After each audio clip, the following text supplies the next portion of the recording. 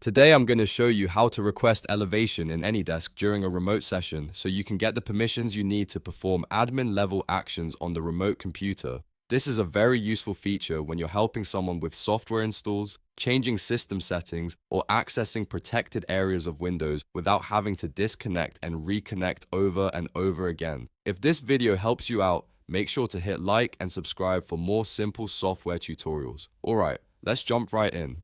Once you are connected to the remote computer in AnyDesk, look at the session controls. You'll want to find the Funder icon, which is the quick way to access elevated permission options. Click that Funder icon to open the menu. From here, look for the client menu and choose Request Elevation.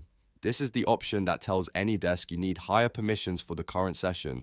After you click Request Elevation, you'll see a prompt with different approval choices. Select Ask the remote user for authentication. This is the step that sends the request to the person sitting at the remote computer so they can approve the elevation on their end. It's an important security step because AnyDesk does not just grant admin access automatically. The remote user has to confirm it. Once you've selected that option, press OK to send the request. At that point, the remote user will receive the authentication prompt and can approve the elevated access if they trust the session. After approval, you should be able to continue with the tasks that require administrative permissions, and that's it.